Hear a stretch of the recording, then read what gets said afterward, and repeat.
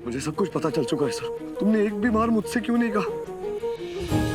मैं बात बात पर अनजाने में तुम्हें कितनी बार डांटता रहा, कितना कुछ कहता रहा, लेकिन तुमने एक भी बार उफ तक नहीं की सरू। किसी गलतफहमी में मत रहना सरू, क्योंकि मैं तुम्हें और वेद को कभी एक नहीं होने दूंगी। अगर मेरे बेटे के आसपास भी नजर आए, तुम्हें अंदाजा नहीं है मैं तुम्हारे साथ क्या करूंगी।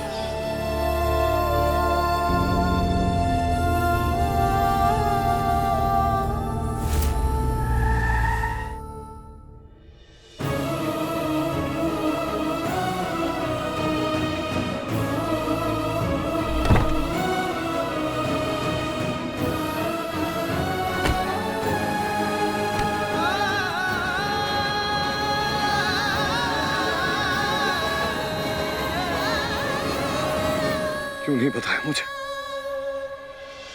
क्यों नहीं बताया तुमने? क्यों छुपाया मुझसे इतना बड़ा सच सरू? क्यों नहीं बताया कि इतना जो कुछ तुम सह रही थी, इतना जो कुछ जो तुम्हारे साथ हुआ, सब कुछ मां कर रही थी?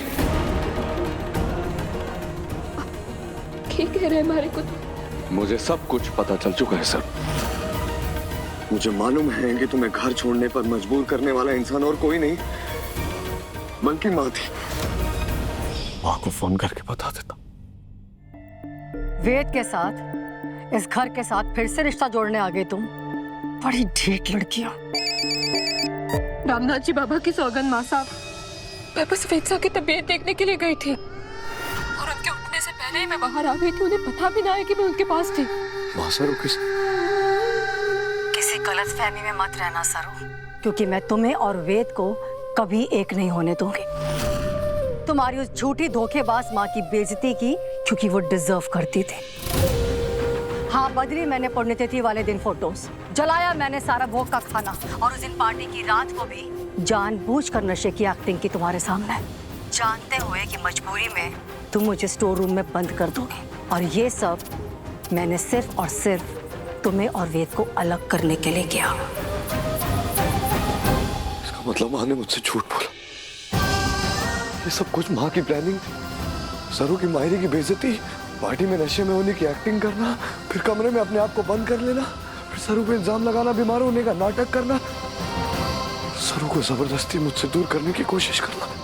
इसीलिए मां ने सरू को नीचा दिखाने के लिए क्या कुछ नहीं किया, लेकिन सरू ने उफ तक नहीं किया, मुझे एक शब्द तक नहीं बोला। सब कुछ बस अकेले। ऐसा कैसे कर सकती है मां? मेरी पत्नी के साथ मेरी सरू हो, मेरे साथ। ये सही नहीं कि आपने मेरी पत्नी के साथ मां। ये सही नहीं किया। तुम घर छोड़कर जाना नहीं चाहती थी, मां ने तुम्हें मजबूर किया।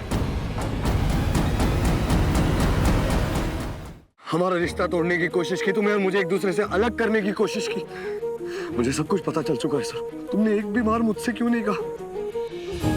मैं बात बात पर अनजाने में तुम्हें कितनी बार डांटता रहा, कितना कुछ कहता रहा, लेकिन तुमने एक भी बार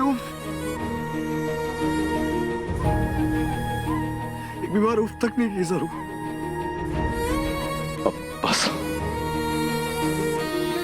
अब और गलत नहीं होगा तुम्हारे साथ। जो गलत हुआ है वो सही होगा, जो टूटा है उसे मैं जोड़ूंगा। तुम्हें मेरे साथ चलना होगा इसी वक्त। सब दूध का दूध और पानी का पानी होगा अभी। चलो मेरे साथ। ना वेद साहब, देखिए जो हुआ उसे भूल जाइए।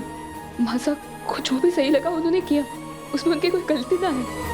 ज्यादा सोचने का कोई फायदा भी ना है, आप भूल जाइए। तुम्हें मेरी कसम है, तुम्हारे साथ गलत हुआ है, इंसाफ होना चाहिए। चलो।